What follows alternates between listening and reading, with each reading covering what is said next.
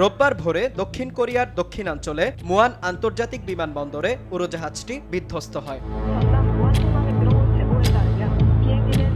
Thailand থেকে আসা Jeju এয়ারের এই উড়োজাহাজটি অবতরণের সময় ছিটকে পড়ে রানওয়ে থেকে। দুর্ঘটনার সময় উড়োজাহাজে ক্রু সহ আরোহী ছিল 181 জন। এ ঘটনায় এখনো পর্যন্ত দুজনকে জীবিত উদ্ধার করেছে উদ্ধারকর্মীরা। তবে এ দুজন ছাড়া আর কেউ বেঁচে নেই বলে আশঙ্কা তাদের। কর্তৃপক্ষ নিশ্চিত করেছে শেষ পর্যন্ত উদ্ধার কার্যক্রম অব্যাহত থাকবে।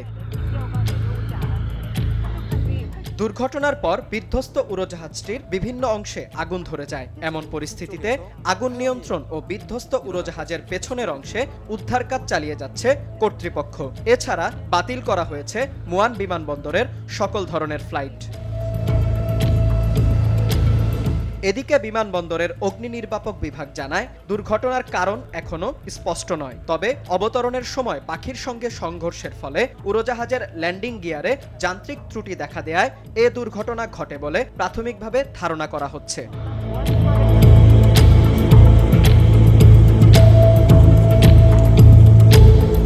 চলমান রাজনৈতিক অস্থিরতার মধ্যেই পরিস্থিতি সামাল দিতে চেষ্টা করছেন দেশটির ভারপ্রাপ্ত প্রেসিডেন্ট চোই সাংমো। উদ্ধার তৎপরতা বাড়াতে যথাযথ পদক্ষেপ নিতে নির্দেশ দেন তিনি। এছাড়া মুয়ান বিমানবন্দর এলাকাকে বিশেষ দুর্যোগপূর্ণ অঞ্চল ঘোষণা করে জরুরি বৈঠক ডেকেছেন দেশটির ভারপ্রাপ্ত প্রেসিডেন্ট। বিন ইয়ামিন, RTV।